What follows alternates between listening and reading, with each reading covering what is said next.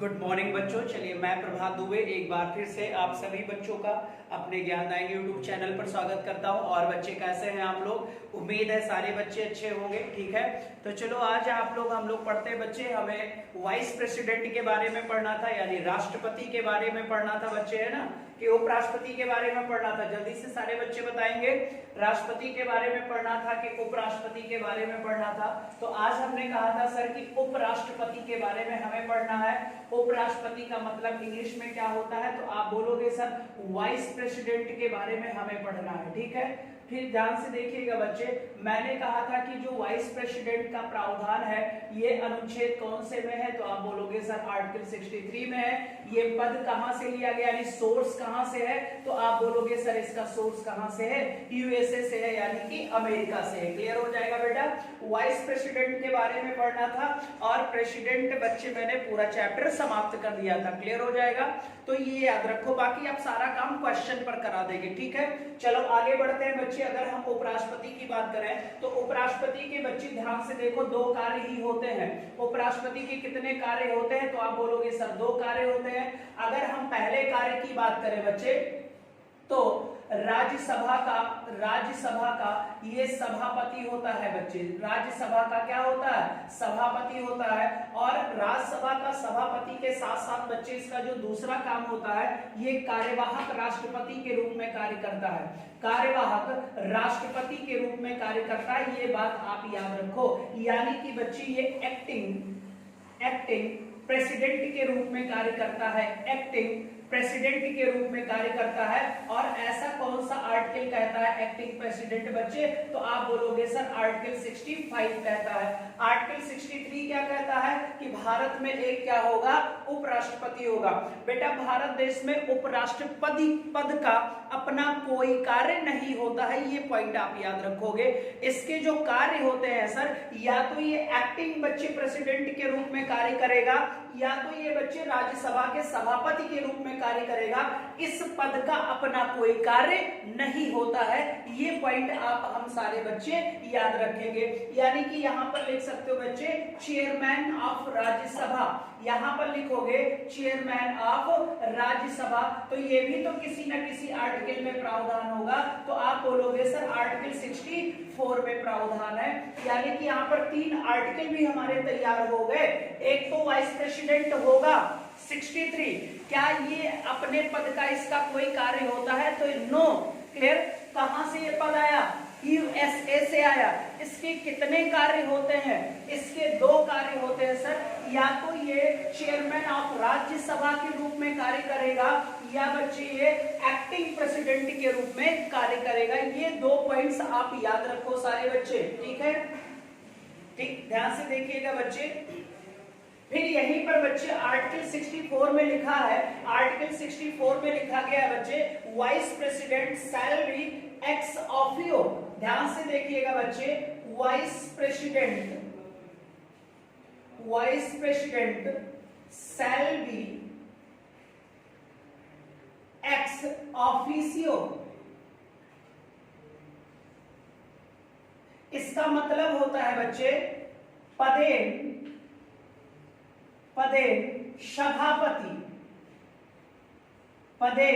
सभापति के रूप में कार्य करेगा। पदेन सभापति के रूप में कार्य करेगा। बच्चे कौन कार्य करेगा? तो आपको पता है वाइस प्रेसिडेंट करेगा। अब हमें ये वाला सब बच्चे वर्ड समझ लेना है कि ये सर पदेन सभापति क्या होता है। पदेन का मतलब है सर, बस इतना याद रखो, जो भी व्यक्ति इस वाले पद पर रहेगा वही बच्चे राज्यसभा के सभापति के रूप में कार्य करेगा। वही व्यक्ति राज्यसभा के सभापति के रूप में कार्य करेगा, ये पॉइंट आपको याद रखना है। अब यहाँ पर एक्स ऑफिसियो का मतलब क्या होता है? पदेन होता है बच्चे। क्लियर हो जाएगा। जैसे आपने पढ़ा होगा कि नीति आयोग का अध्यक्ष तो नीति आयोग का अध्यक्ष हरदम पदेन बच्चे जो होगा प्रधानमंत्री के पद पर होगा वही व्यक्ति बनेगा। क्लियर हो जाएगा। पदेन का मतलब है जो उस पद पर बैठा हो वही उसका क्या होगा, अध्यक्ष होगा, वही उसका क्या होगा, अध्यक्ष होगा। तो जो पदेन होता है बच्चे, पदेन का मतलब याद रखो सर, इसका निर्वाचन नहीं होता है, इसका निर्वाचन नहीं होता। किस पद पर बेटा, सभापति के पद पर। इसका चुनाव भी नहीं होता बच्चे, या चयन भी नहीं होता है। क्लियर हो जाएगा। किस पद पर, सभापति के पद पर। किसका, राष्ट्रपति का। राष्ट्रपति का बच्चे जो पद होता है वो इलेक्शन से जुड़ा है, यानी वो निर्वाचन से जुड़कर जैसे राष्ट्रपति उपराष्ट्रपति के पद पर बैठेगा वो ऑटोमेटिक इस पद पर कार्यरत हो जाएगा। ये आप याद रखोगे। तो उसका निर्वाचन भी नहीं होगा, उसका चयन भी नहीं होगा, उसकी इस पद पर नियुक्ति भी नहीं होती है। ये पॉइंट आप याद रखो बच्चे, नियुक्ति भी नहीं होती है और ना ही वो इस पद पर मनोनीत होता है बच्चे, यानी ना तो इसका नॉमिनेशन होता है, ना तो इसे नॉमिनेट किया जाता है, ना तो इसे अपॉइंट किया जाता है, ना ही इसे बच्चे इसका सिलेक्शन होता है, ना ही इसका बच्चे इलेक्शन होता है। ये आप याद रखोगे। क्लियर हो जाएगा। किस पद की बात हम कर रहे हैं, इस पद की बात, यानी जो भी व्यक्ति इस पद पर बैठा वो ऑटोमेटिक इसके सभापति के रूप में, किसके, राज्यसभा के सभापति के रूप में कार्य करना प्रारंभ कर देगा। इतनी बात बताओ जल्दी से समझ में आ गई कि नहीं आई? सारे बच्चे एक साथ बोलोगे।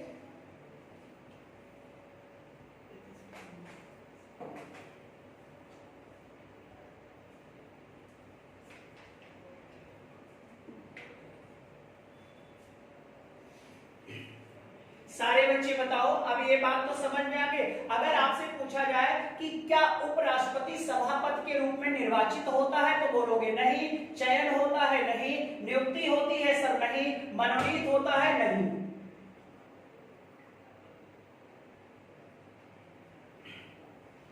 ठीक है, पक्का है, यहां तक तो कोई डाउट नहीं होगा। क्या क्या उपराष्ट्रपति का अपने पद का कोई कार्य होता है? कोई कार्य नहीं होता है बच्चे, बस इतना आप याद रखोगे। क्लियर। अगर मैं पूछूं कितने कार्य वो करता है सर, तो आप बोलोगे 2 कार्य करता है। कौन कौन सा कार्य? तो राज्यसभा के सभापति के रूप में। मैं पूछूं क्या सभापति के रूप में उपराष्ट्रपति का निर्वाचन होता है? बोलोगे नहीं होता। अगर पूछूं चयन होता है? नहीं होता। नियुक्ति होती है? नहीं होता। मनोनीत होता है? नहीं होता। पद पर बैठा तो पक्का है सर ये इसके पद के लिए एलिजिबल हो जाएगा। क्लियर। अब बताओ, बात इतनी समझ में आ गई होगी, यानी उपराष्ट्रपति का अपना कोई कार्य नहीं होता है। ठीक है।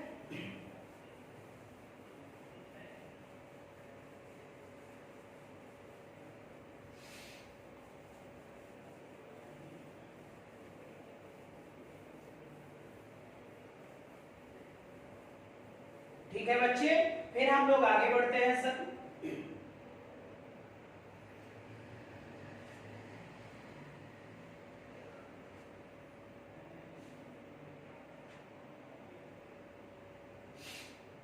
ठीक है। और हाँ सर, एक क्वेश्चन और यहां पर बता दें। अगर पूछे आपसे क्वेश्चन कि सर हमारा उपराष्ट्रपति कार्यवाहक राष्ट्रपति के रूप में कितना दिन कार्य करेगा? तो आप बोलोगे अप्रॉक्स कितने महीने कार्य करेगा? 6 महीने कार्य करेगा। क्लियर हो जाएगा। और एक क्वेश्चन ध्यान से देखना, क्योंकि जब ये कार्यवाहक पद के बच्चे कार्यवाहक राष्ट्रपति के रूप में ये क्या करेगा, कार्य करेगा, कौन करेगा? उपराष्ट्रपति करेगा। तो बच्चे याद रखना, उपराष्ट्रपति पद से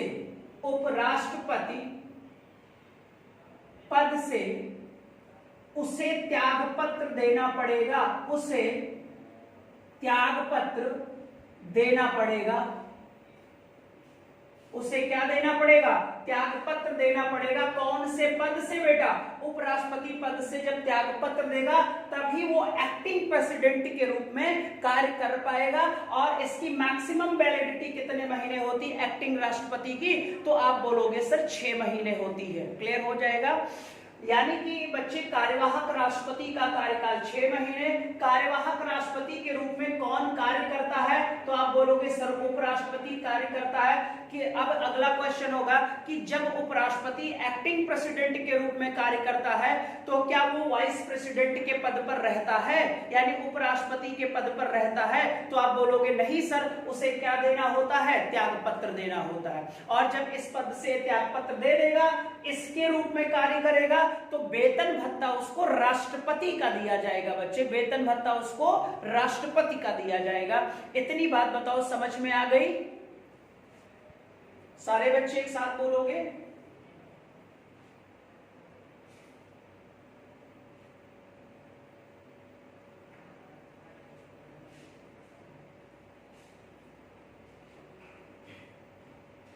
ठीक है। मैंने बच्चे पदेन के बारे में भी बता दिया। जैसे बच्चे नीति आयोग का अध्यक्ष कौन होता है? पदेन प्रधानमंत्री होता है। राष्ट्रीय विकास परिषद का अध्यक्ष कौन होता है? तो आप बोलोगे सर राष्ट्रीय विकास परिषद का भी अध्यक्ष हमारा प्राइम मिनिस्टर होता है। ठीक है बच्चे, चलो आगे बढ़ा जाए। ठीक है,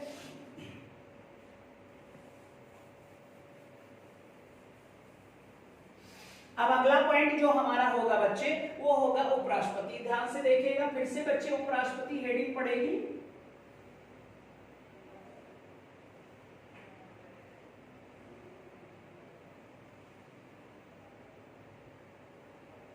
अब यहां पर कुछ की पॉइंट्स लिखेंगे बच्चे। पहला की पॉइंट्स होगा बच्चे कि राज्यसभा का सदस्य नहीं होगा, राज्यसभा का सदस्य नहीं होगा।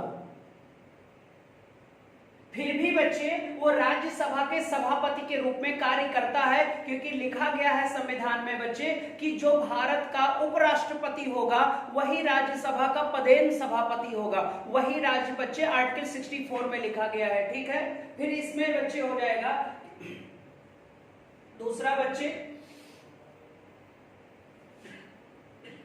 यहां पर आर्टिकल 69 होगा। आर्टिकल 69 बच्चे इसके शपथ की बात करता है। बच्चे इसके शपथ की बात करता है, ओथ की बात करता है।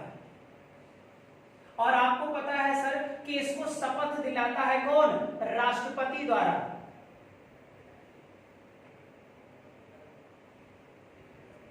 इसको शपथ कौन दिलाता है? राष्ट्रपति दिलाता है बच्चे। शपथ ओथ किसे दिलाता है उपराष्ट्रपति को? तो आप बोलोगे सर राष्ट्रपति दिलाता है बच्चे। ठीक है, इस्तीफा 67 का ए पॉइंट कहता है रिजाइन, इस्तीफा। और आपको पता है सर उपराष्ट्रपति इस्तीफा किसे देता है? राष्ट्रपति को देता है। और राष्ट्रपति किसे देता है? तो आप बोलोगे सर उपराष्ट्रपति को अपना इस्तीफा देता है बच्चे। राष्ट्रपति उपराष्ट्रपति को, उपराष्ट्रपति राष्ट्रपति को। दो बच्चे मान लो उपराष्ट्रपति ना हो तो चीफ जस्टिस ऑफ इंडिया, ठीक है, या लोकसभा अध्यक्ष तक पहुंचा देगा।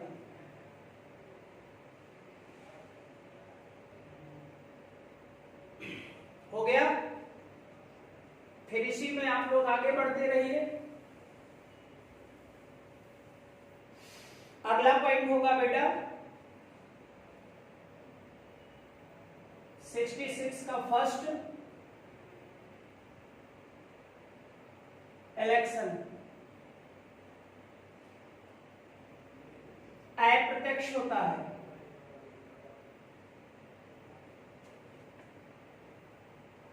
इनडायरेक्ट होता है, सारे बच्चे जानते हो बच्चे।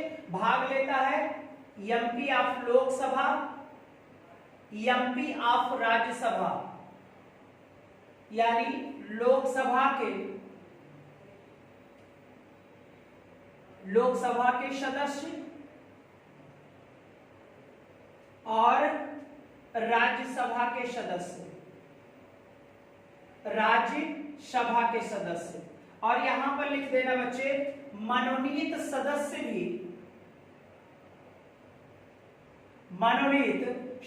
भी भाग लेते हैं, भाग लेते हैं। मनोनीत सदस्य भी भाग लेते हैं। जल्दी से क्वेश्चन बताओ, क्या मनोनीत सदस्य जो नॉमिनेट मेंबर होते थे, क्या वो राष्ट्रपति के चुनाव में भाग लेते थे? जितने भी मनोनीत सदस्य थे, क्या वो राष्ट्रपति के चुनाव में भाग लेते थे? क्या वो राष्ट्रपति के चुनाव में भाग लेते थे? जल्दी से आंसर देंगे, सारे लोग दोगे एक तरफ से, जितने भी 60-70 लोग हो सारे लोग आंसर दो, सबका नाम मैं देखूंगा। बच्चे बताओ कि बच्चे यहां पर तो कंफर्म हो गया कि उपराष्ट्रपति के इलेक्शन में मनोनीत सदस्य तो भाग लेते हैं। यहां पर एमपी बच्चे राज्यों के एमएलए भाग नहीं ले रहे हैं, लेकिन वहां राज्यों के एमएलए भाग ले रहे थे, तो क्या वहां पर मनोनीत सदस्य भी भाग ले रहे थे? यस और नो, जल्दी से।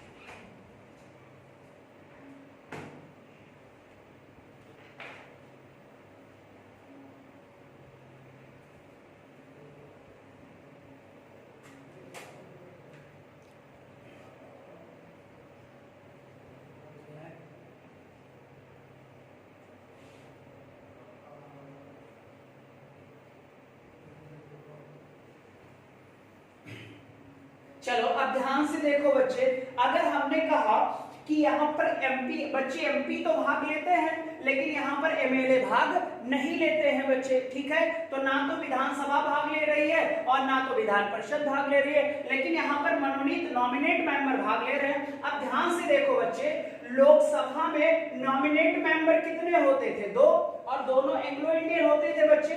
और आपको भी पता है कि राज्यसभा में कितने मनोनीत सदस्य होते थे? 12। तो अगर देखा जाए बच्चे तो ध्यान दीजिएगा कि टोटल 14 मेंबर बच्चे उपराष्ट्रपति के इलेक्शन में जो मनोनीत थे वो क्या लेते थे? भाग लेते थे।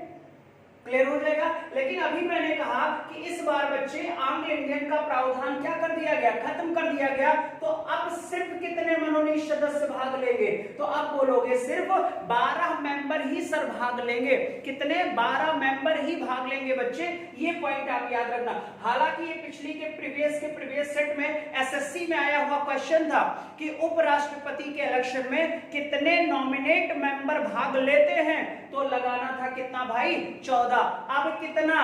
तो आप बोलोगे सर अब मात्र भाग लेते हैं, अब मात्र भाग लेंगे 12। कितने लेंगे? क्योंकि एंग्लो इंडियन को अगले 10 वर्ष के लिए खत्म कर दिया गया, ठीक है?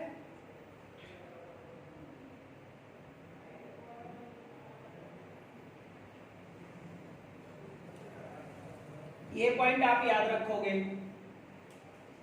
जल्दी से सारे बच्चे बताओ समझ में आया कि नहीं आया?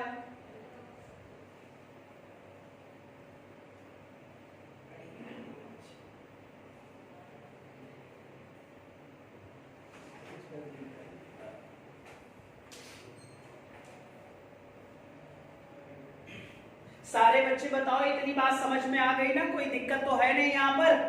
पक्का है? चलो आगे बढ़ा जाए बेटा। फिर तो इलेक्शन में भी बता दिया मैंने, और इलेक्शन का प्रावधान आर्टिकल 66 में है बच्चे, और फर्स्ट पॉइंट में है, ठीक है? चलो आगे बढ़ा जाए बच्चे, ठीक है?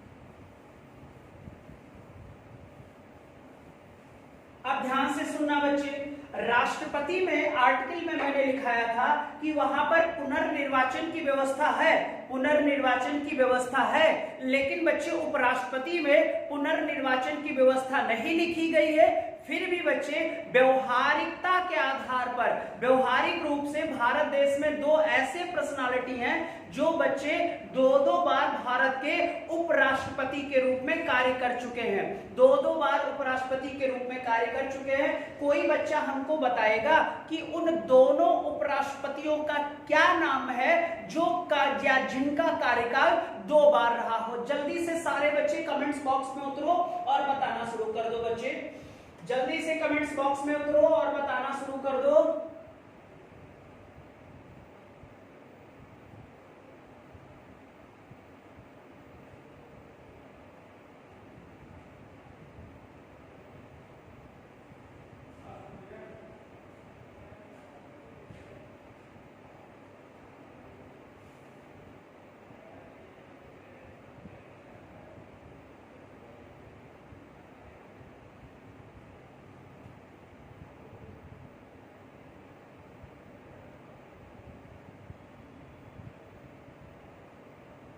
जल्दी से बताएंगे।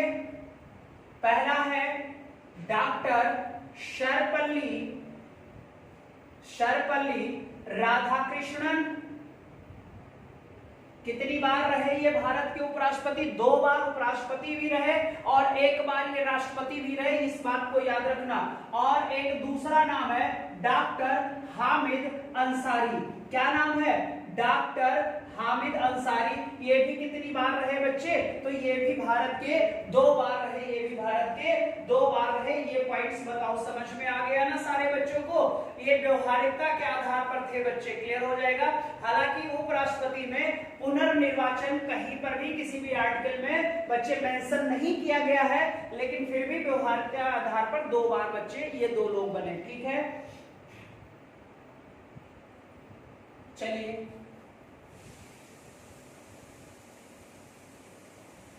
अगला होगा बच्चे आर्टिकल 67 कहता है टेन्योर, यानी कि उपराष्ट्रपति का कार्यकाल कहता है।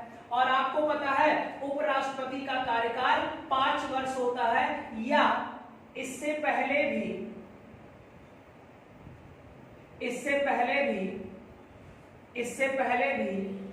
पद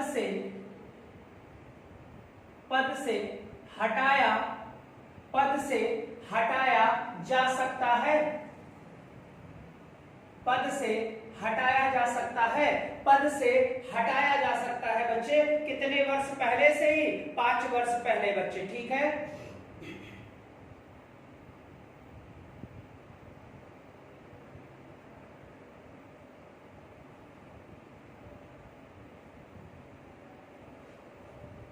ठीक है।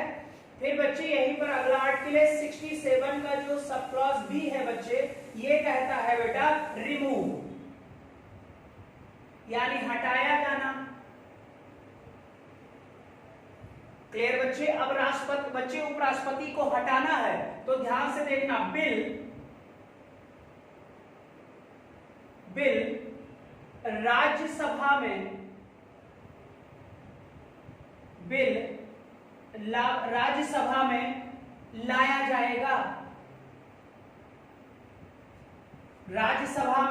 लाया जाएगा।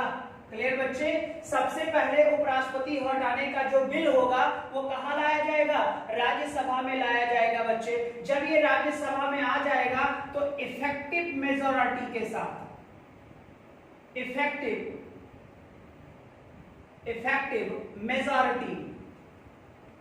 साथ पास होना चाहिए। अब मैं बताता हूं इफेक्टिव मेजॉरिटी क्या होता है बच्चे। इफेक्टिव मेजॉरिटी के साथ क्या होना चाहिए? पास होना चाहिए बच्चे, ठीक है। अब जब मान लो इफेक्टिव मेजॉरिटी के साथ ये कहां पास हो गया? राज्यसभा में। फिर राज्यसभा में पास होने के बाद बेटा जाएगा लोकसभा में जाएगा। राज्यसभा में पास होने के बाद लोकसभा में जाएगा ये बिल। अब लोकसभा में जब जाएगा बेटा तो यहां पर यानी लोकसभा में साधारण बहुमत से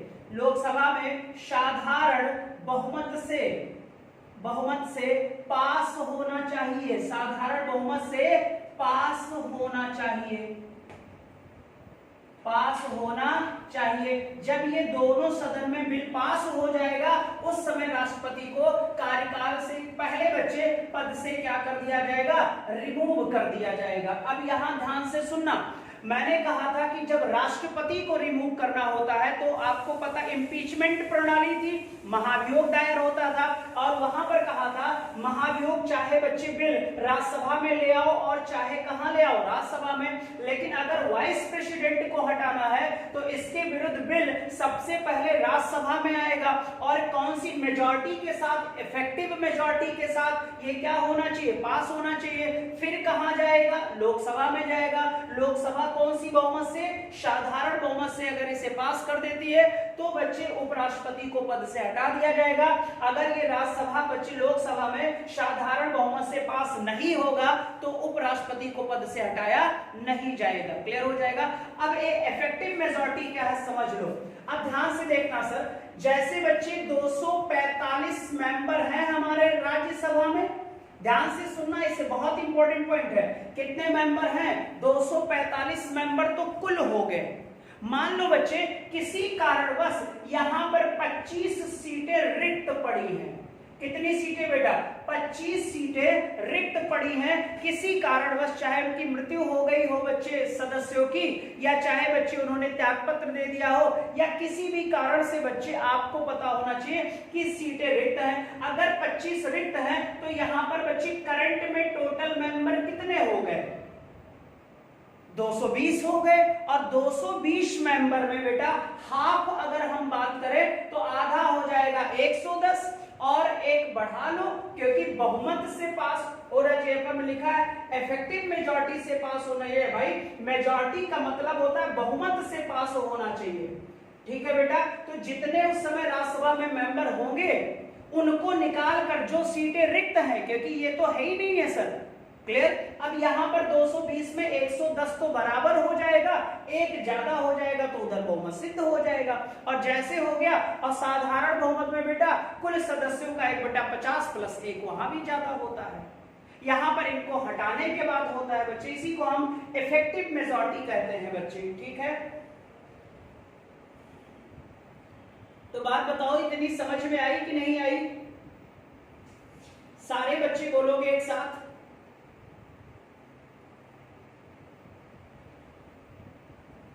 सारे बच्चे एक साथ बताएंगे कि ये रिमूव वाला पॉइंट समझ में आया कि नहीं आया। यहां पर महाभियोग की बात नहीं हुई है। बिल लाकर पहला राज्यसभा में पास होगा और फिर लोकसभा में पास होकर बच्चे इसे पद से हटा दिया जाएगा। बस इतनी बात आप लोग याद रखो, ठीक है।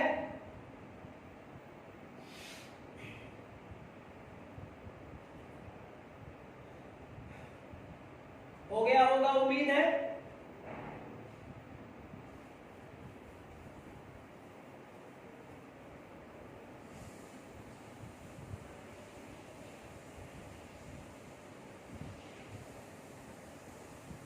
अगला पॉइंट इसमें होगा वेतन। 68 आर्टिकल 68 बेटा सेवा शर्तें बताता है। 68 होता है सेवा शर्तें।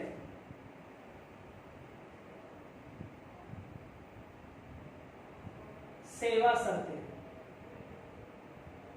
वेतन, सैलरी,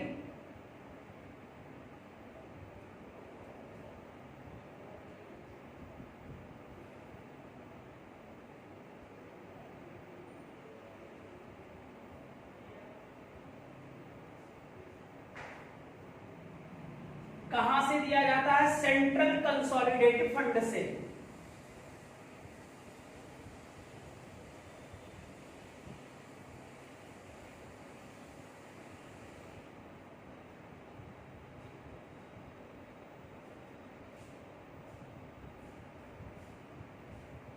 और आपको पता है सर कि वो कार्य किसके रूप में करता है? सभापति के रूप में करता है। तो इसी के रूप में वो जो कार्य करेगा उसी का वेतन दिया जाएगा। इसे उपराष्ट्रपति के पद का वेतन नहीं होता है। लेकिन बच्चे आपको पता है कि उपराष्ट्रपति का वेतन कितना लाख रुपया होता है? 4 लाख रुपया प्रतिमाह होता है। 4 लाख रुपया प्रतिमाह होता है। और ये जो संचित निधि होता है बच्चे, ये सबसे बड़ी निधि होती है। सबसे बड़ी निधि होती है बच्चे। और आप याद रखोगे इस सबसे बड़ी निधि में जो पैसे आते हैं सर, वो सारे के सारे टैक्सेस आते हैं, डायरेक्ट का और इनडायरेक्ट का बेटा। और जितना भी उधारी का पैसा होता है वो सारा किस निधि में रखा जाता है? यहीं से सबको वेतन दिया जाता है बच्चे, ठीक है। सैलरी का प्रावधान संचित निधि से ही है। इतनी बात बताओ समझ में आ गई कि नहीं आई? जल्दी सारे बच्चे बोलेंगे एक साथ।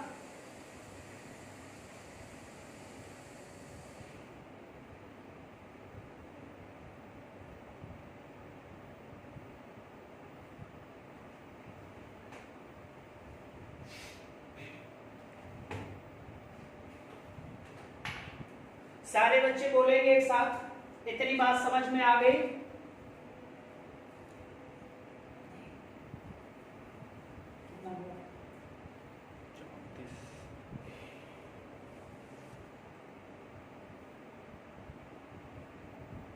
ठीक है। और टैक्स का कोई प्रावधान नहीं होता बच्चे। तो सेवा शर्तें भी हो गई, अगला हेडिंग बच्चे क्वालिफिकेशन।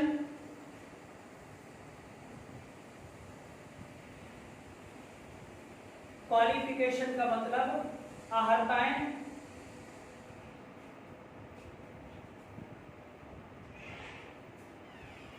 कंप्लीटेड 35 बस,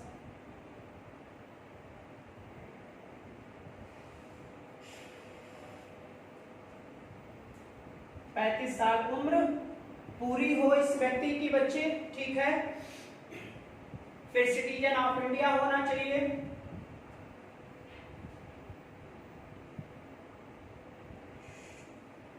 भारत का नागरिक। और आपको पता है सर, जन्मजात कहीं पर नहीं लिखा गया है कि जन्मजात भारत का नागरिक होना चाहिए, यहां पर सिर्फ लिखा गया है कि भारत का क्या हो बच्चे, नागरिक हो, भारत का क्या हो, नागरिक हो। चलो बच्चों, तो हमने बताया क्वालिफिकेशन। क्वालिफिकेशन में क्या लिखा, अहर्ताएं, अहर्ताओं में मैंने कंप्लीटेड 35 इयर्स लिखा, यानी इसकी 35 साल उम्र क्या होनी चाहिए, पूरी होनी चाहिए बेटा। और सिटीजन ऑफ इंडिया होना, जन्मजात की यहाँ पर बात नहीं की गई है, सिर्फ इतना ही कहा गया है कि वो भारत का क्या हो बच्चे, नागरिक हो। नॉट ऑफिस ऑफ प्रॉफिट हो, यानी लाभ के पद पर ना हो, यानी कोई भी सरकारी जॉब पर ना हो बेटा। अगर वो लाभ के पद पर है तो उससे वो पहले क्या दे दे, अपना रिजाइन दे दे, त्याग पत्र दे दे, और उसके बाद बच्चे वो चुनाव को लड़ सकता है, वो चुनाव को लड़ सकता है बच्चे, क्लियर हो जाएगा। फिर इसी में तीसरा पॉइंट एक और देख लीजिएगा बच्चे, एलिजिबिलिटी में हमने राष्ट्रपति में दिखाया था कि बच्चे लोकसभा का सदस्य बनने की योग्यता रखता हो, और ये जो होगा बच्चे यहां पर लिख दीजिएगा राज्यसभा सदस्य बनने की, राज्यसभा सदस्य बनने की योग्यता रखता हो, राज्यसभा बनने की योग्यता रखता हो बच्चे। कौन रखता हो, आपको पता है जो उपराष्ट्रपति होगा। अब अगर यहाँ पर राज्यसभा बनने की योग्यता की बात किया जाए तो इसको बच्चे राज्यसभा सदस्य बनने की उम्र कितनी होनी चाहिए, 30 वर्ष होनी चाहिए, और राष्ट्रपति ऑलरेडी बच्चे कितने वर्ष पूरा कर ही चुका है, 35 वर्ष जो प्रावधान था। और आपको पता है सर वो राज्यसभा का सभापति होता है और भारत का वो नागरिक है बच्चे, ये भी आपको पता है, योग्यता पूरी हो गई है। तो ये बच्चे राज्यसभा बनने की क्या रखता हो, एलिजिबिलिटी रखता हो बच्चे, must be eligible to be. इसे इंग्लिश में लिखना चाहो तो लिख दो, इंग्लिश में लिखना चाहो लिख दो बच्चे, must be eligible to be, must be eligible to be MP of Rajya Sabha, ठीक है, यानी राज्यसभा बनने की योग्यता रखता हो बच्चे। ये पॉइंट आप याद रखो सारे बच्चे, ठीक है। हमने वेतन भी बता दिया, हमने क्वालिफिकेशन भी बता दिया, हमने उपराष्ट्रपति को हटाते कैसे हैं अपने पद से ये भी मैंने क्लियर कर दिया बच्चे। ये सारे काम होते बेटा, उपराष्ट्रपति के पद पर उसका अपना कोई कार्य नहीं होता है, वो दो कार्य करता है बच्चे, राज्यसभा के सभापति के रूप में कार्य करता है, तो राज्यसभा की बैठक बच्चे जो संचालन करेगा वो सभा, मानी ये बच्चे मैं आगे पढ़ाऊंगा, ठीक है, परेशान मत होइएगा। और दूसरा बच्चे जब राष्ट्रपति नहीं होता है तो एक्टिंग प्रेसिडेंट के रूप में कार्य करता है, और जब उपराष्ट्रपति एक्टिंग प्रेसिडेंट के रूप में कार्य करेगा तब बेटा याद रखना, तब वो बच्चे उपराष्ट्रपति के पद से क्या देगा, त्याग पत्र दे देगा, उपराष्ट्रपति के पद से क्या देगा, त्याग पत्र। हालांकि भारतीय बच्चे उपराष्ट्रपति में पुनर्निर्वाचन यानी री इलेक्शन का प्रावधान के लिए कोई आर्टिकल नहीं किया गया है, लेकिन व्यवहारिकता के आधार पर भारत के दो ऐसे लोग हैं बेटा जो दो बार भारत के उपराष्ट्रपति बने हैं। एक का नाम क्या बताया था, डॉक्टर सर्वपल्ली राधाकृष्णन, और एक का नाम मैंने बताया था बच्चे डॉक्टर हामिद अंसारी। क्लियर हो जाएगा। ये आपका क्वालिफिकेशन भी बच्चे पूर्ण हो गया, ठीक है, ये आप याद रखिएगा सर जी, ठीक। अब हम बात कर लेते हैं बच्चे, आप लोगों ने पढ़ा होगा अनुमोदक और प्रस्तावक, ठीक है, अनुमोदक और प्रस्तावक, ठीक है। तो मैंने राष्ट्रपति में नहीं बताया था, यहीं पर मैं दोनों लोगों को बता दे रहा हूं बच्चे। ये जो हमारा राष्ट्रपति होता है बच्चे, अगर राष्ट्रपति का क्या लड़ना है, चुनाव लड़ना है, चुनाव लड़ना है बच्चे, किसका चुनाव लड़ना है, तो आप बोलोगे सर राष्ट्रपति का, तो राष्ट्रपति का चुनाव चुनाव लड़ने के लिए पहली चीज तो इसके पास बच्चे प्रस्तावक होने चाहिए। क्या होने चाहिए? प्रस्तावक। और प्रस्तावक की संख्या 50 सदस्य होने चाहिए बच्चे। 50 सदस्य में बेटा चाहे एमपी हो और चाहे एमएलए हो, ये बोलेंगे बच्चे कि हाँ हम सारे लोग मिलकर इस व्यक्ति को राष्ट्रपति का चुनाव लड़ाना चाहते हैं। फिर बच्चे आपको पता है एक होता है अनुमोदक, यानी यहां पर एक नाम आएगा क्या? अनुमोदक। अनुमोदक की भी संख्या कितनी होगी? 50 सदस्य होगी, चाहे वो एमपी हो और चाहे वो एमएलए हो बच्चे, चाहे वो एमपी हो चाहे वो एमएलए हो। ये बच्चे तब होगा जब राष्ट्रपति क्या भरेगा? अपना फॉर्म भरेगा बच्चे। तो फॉर्म पर सिग्नेचर करने वाले सदस्यों की संख्या कितनी होगी? 50 होती है बच्चे। कितनी होती है? 50 होती है। तो राष्ट्रपति में अनुमोदक प्रस्तावक कितने होंगे? 50-50 होंगे। हालांकि बच्चे 69 से पहले, 1969 से पहले यहाँ पर इनकी संख्या कितनी होती थी? 20 होती थी। कितनी संख्या होती थी? 20। फिर बच्चे आपको पता है राष्ट्रपति चुनाव लड़ना है तो यहाँ पर सिक्योरिटी मनी देती थी बच्चे। यहाँ पर बच्चे सिक्योरिटी मनी जमा होती थी और ये सिक्योरिटी मनी बच्चे कितना हजार होता था? 15,000। और ये किसके पास जमा होता था? डायरेक्ट आरबीआई के पास जमा होता है, रिजर्व बैंक ऑफ इंडिया। ठीक है, कितने हजार? 15,000। ठीक है, अब ध्यान से देखिएगा, इसमें रूल होता है कि जो वैलिड वोट होता है, जो वैलिड वोट होता है बच्चे, वैध मत होता है, जो क्या होता है? वैध मत होता है। टोटल वैध मतों का 1/6% इसे पाना क्या है? अनिवार्य है। अगर 1/6 पा गया तो इसकी जमानत हारने के बाद बच्चे मान लो तो इसकी जमानत राशि वापस कर दी जाएगी। और अगर 1/6 वोट नहीं पाता है तो इस राशि को बच्चे जब्त कर लेता है आरबीआई और फिर ये पैसा बच्चे सरकार को दे दिया जाता है और सरकार लोक कल्याण में इन सारे पैसों को खर्च कर देती है। लोक कल्याण में इन सारे पैसों को खर्च कर देती है। तो ये भी लिख लेना बच्चे, राष्ट्रपति का किसी को चुनाव लड़ना है तो 15,000 की सिक्योरिटी जमा होगी, मिनिमम 50 सदस्य उसके प्रस्तावक बनेंगे और मिनिमम 50 सदस्य उसके अनुमोदक बनेंगे। एमपी हो या एमएलए हो, एमएलसी नहीं चलेगा यहाँ पर। और बच्चे 69 से पहले इनके सदस्यों की संख्या 20 थी, ये बात आप याद रखोगे। ठीक है बच्चे,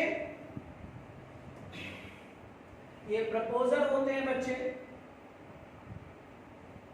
ये नॉमिनेटर होते हैं।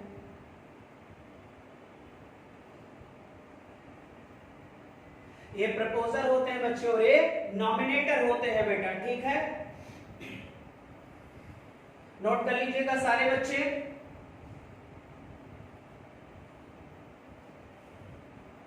अब यही बच्चे रूल क्या कहते हैं, उपराष्ट्रपति में भी होगा, उपराष्ट्रपति का भी बता देते हैं। राष्ट्रपति का चुनाव लड़ना है बच्चे, शैक्षणिक योग्यता तो होती नहीं है, आपको पता है। बस बच्चे राष्ट्रपति का चुनाव लड़ने के लिए लोकसभा सदस्य बनने की योग्यता हो, कोई भी लाभ पद पर ना हो, भारत का नागरिक हो, 15,000 रुपए की सिक्योरिटी हो, सीधा आरबीआई के पास जमा होगी। अगर वैध मतों में 1/6% नहीं पाता है तो उसकी सिक्योरिटी जब्त हो जाएगी, जिसे हम जमानत जब्त कहते हैं। अगर पाता है, चुनाव हार जाता है तो उसका 15,000 रुपए वापस कर दिया जाएगा। 50 एमपी बच्चे या एमएलए इसका प्रस्तावक प्रपोजल बनेंगे कि हम लड़ा रहे हैं। फिर जब वो फॉर्म फिल करने जाएगा बच्चे, क्लियर हो जाएगा, अपना पर्चा दाखिला करने जाएगा, तब वहां पर अनुमोदक की संख्या भी कितनी होनी चाहिए? 50 होनी चाहिए। क्योंकि बेटा 69 से पहले हर व्यक्ति चुनाव लड़ने को तैयार हो जाता था, तो बच्चे प्रोसीजर बड़ा लंबा हो जाता था, तो फिर ये सिस्टम बना दिया गया। अब यहाँ पर उपराष्ट्रपति की बात कर लो।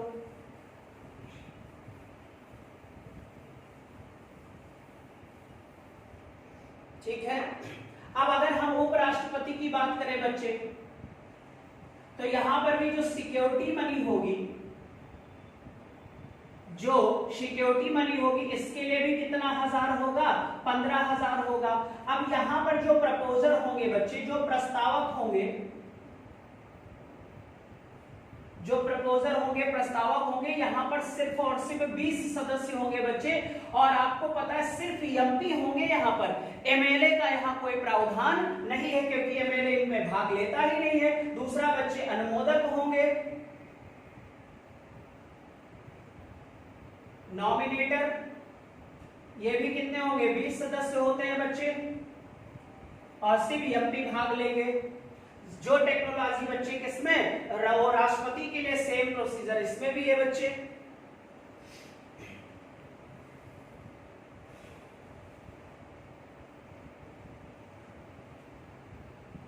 ठीक है, ये मैंने अनुमोदक प्रस्तावक आपको बता दिया। अगर हम वर्तमान में बात करें बच्चे की, वर्तमान में भारत का वाइस प्रेसिडेंट कौन है? वाइस प्रेसिडेंट है बेटा एम वेंकैया नायडू। अगर पूछा जाए बच्चे पद के अकॉर्डिंग ये कौथे हैं, और अगर पूछा जाए व्यक्ति के अकॉर्डिंग ये कौथे हैं, तो बच्चे बताएंगे सारे बच्चे कि व्यक्ति के अकॉर्डिंग कौथे और पद के अकॉर्डिंग कौथे हैं। जल्दी से सारे बच्चे बताएंगे। व्यक्ति के रूप में इनका कौथा कार्यकाल है और पद के रूप में कौथा कार्यकाल है। तो पद में ये 15वें हैं और व्यक्ति में ये 13वें है, क्योंकि हामिद अंसारी और सर्वपल्ली राधाकृष्णन ने कितने कितने कार्यकाल किए थे? 2-2 कार्यकाल बच्चे किए थे। क्लियर। अगर हम राष्ट्रपति की बात करें तो वर्तमान राष्ट्रपति है बच्चे महामहिम रामनाथ कोविंद। महामहिम रामनाथ कोविंद। अगर पद के अकॉर्डिंग कौन है और व्यक्ति के अकॉर्डिंग कौन है बच्चे, तो आपको भी पता है ये पद में तो 15वें हैं, लेकिन व्यक्ति में ये कौन हो जाएंगे? 14वें हो जाएंगे बच्चे। कौन हो जाएंगे? 14वें। क्योंकि यहाँ पर सिर्फ डॉक्टर राजेंद्र प्रसाद ही 2 बार बने थे, लेकिन यहाँ पर बच्चे 2 व्यक्ति 2-2 बार उपराष्ट्रपति का चुनाव था। ठीक है। अगर हम नरेंद्र मोदी की बात करें बच्चे, तो वो 15वें प्रधानमंत्री हैं। नरेंद्र मोदी की बात किया जाए तो भारत के कौथे प्रधानमंत्री हैं? 15वें प्रधानमंत्री है बच्चे। लोकसभा कौथी चल रही है? तो 16वीं की 17वीं जरा बताया जाए। लोकसभा कौथी चल रही है?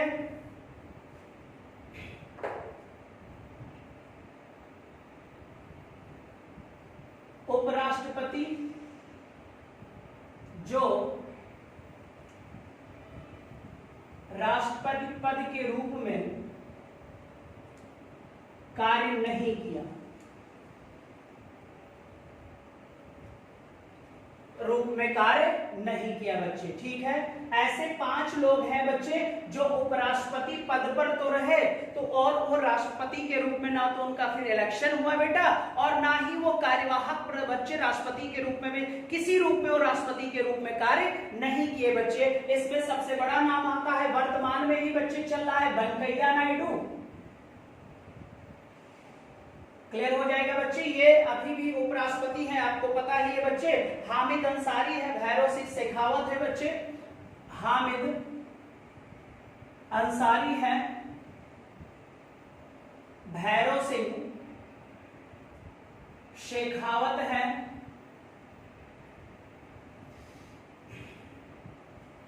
ठीक है बच्चे। कृष्णकांत है और जीएस पाठक। ये 5 ऐसे उपराष्ट्रपति हैं बच्चे जो किसी भी रूप में, चाहे वो एक्टिंग राष्ट्रपति की बात किया जाए या राष्ट्रपति की बात किया जाए, इन्होंने किसी भी रूप में राष्ट्रपति पद पर कार्य नहीं किया है। ये आपको याद रखना पड़ेगा बच्चे। ठीक है। ये आपको पॉइंट्स याद रखने होंगे। ठीक है बच्चे। ठीक है। तो ये था बच्चे आपका वाइस प्रेसिडेंट का चैप्टर था, जो बहुत ही आसान था। बाकी सभापति के जो इसके कार्य हैं, वो मैं सभापति के बारे में जब राज्यसभा की बात करेंगे तो वहां पर बताएंगे कि सदन का संचालन कैसे करता है, सदस्यों के बारे में क्या क्या एक्शन ले सकता है, ये हम राज्यसभा वाले चैप्टर में पढ़ेंगे। हमारा वाइस प्रेसिडेंट इतना था बच्चे, जो आज क्या हो गया, फिनिश हो गया। अब जो हमारा अगला चैप्टर होगा बेटा, वो होगा मंत्रिपरिषद। क्या होगा बेटा? मंत्रिपरिषद होगा, और मंत्रिपरिषद में ही बच्चे हम लोग प्रधानमंत्री वगैरह को पढ़ लेंगे। ठीक है। तो ये सब बच्चे छोटे छोटे चैप्टर हैं जो अब जल्दी जल्दी क्या हो जाएंगे, फिनिश हो जाएंगे। और बच्चे अब क्या करेंगे, जो हमारा फ्राइडे और सैटरडे होगा, फ्राइडे और सैटरडे और जो संडे होगा बच्चे, फ्राइडे सैटरडे और जो संडे का समय होगा, यहाँ पर अब सिर्फ आपका क्वेश्चन आवर होगा। ठीक है बच्चे। यानी कि अगर थ्योरी की बात किया जाए तो मंडे, ट्यूसडे, वेडनेसडे और थर्सडे ही बच्चे आपको थ्योरी मिलेगी और बच्चे उसके बाद यहाँ पर पॉलिटी के सारे क्या होंगे, क्वेश्चन होंगे। क्योंकि बच्चे अब आपको पता है हमारा 2-3 चैप्टर ही इंपॉर्टेंट पड़ता है, राज्य के बारे में और स्थानीय शासन है बच्चे और न्यायपालिका है, तो अब जल्दी से हो जाएगा बेटा। लेकिन यहाँ पर हम जब क्वेश्चन भी करना स्टार्ट कर देंगे तो आपकी स्पीड बनती चली जाएगी, ठीक है बेटा। तो चलो बच्चे, और हाँ सर, ज्योग्राफी में हो सकता है 1-2 दिन क्लास में डिस्टर्ब चल रहा है, तो 1-2-3 दिन तक बच्चे डिस्टर्ब रहेगा, ठीक है। तो इस वजह से बच्चे अगर जो क्लासें मिल रही है उसे आप लगातार करिए। और बच्चे करंट का भी मैं बैच इसीलिए नहीं ला पा रहा हूं क्योंकि टेक्नोलॉजी प्रॉब्लम है थोड़ा सा। 1-2 दिन में बच्चे करंट्स का भी बैच होगा। हाँ सर, एक चीज और, करंट्स का टाइमिंग आप लोग बता दो। मेरा तो मन है रात में कराने का, और अगर अर्ली मॉर्निंग 6 बजे उठ जाओ तो मैं 6 बजे बच्चे करा दूं करंट्स, ठीक है। अब करंट्स की टाइमिंग आप हमें बता दीजिएगा बच्चे। और मिनिमम बेटा ध्यान से देखिएगा, करंट ऐसे नहीं होगा कि क्वेश्चन आया, अगर मान लो बच्चे हम एक दिन का सबसे स्मार्ट 15 करंट उठाएंगे तो इससे बच्चे संबंधित जितने भी जी के पॉइंट होंगे वो सारे के सारे मैं उस पर क्या कराऊंगा, सॉल्व कराऊंगा। यानी आप कह सकते हो बच्चे कि करंट के साथ साथ बच्चे ये स्टैटिक जीके भी बन जाएगा, ये बात आप याद रखो, क्लियर हो जाएगा। अगर मान लो किसी ऑप्शन में बैंगलोर है तो बैंगलोर की 5-7 चीजें मैं आपको जरूर बताऊंगा, तमिलनाडु है तो तमिलनाडु की भी 4-5 चीजें मैं अवश्य बताऊंगा बेटा, ठीक है। तो टाइमिंग आप लोग डिसाइड कर लो कि आपको करंट कब मिल जाए। अगर 6 AM पर चाहिए तो 6 AM पर भी करा दे, और अगर 9 PM पर चाहिए तो रात में 9 PM पर भी करा दे बच्चे, आप लोग डिसाइड कर लो, ठीक है। चलो बच्चे, आज के लिए इतना ही था, बस बाय बाय, टेक केयर बेटा। अगला बच्चे मंत्र परिषद पढ़ेंगे, ठीक है। चलो, thank you class, thank you very much बच्चे।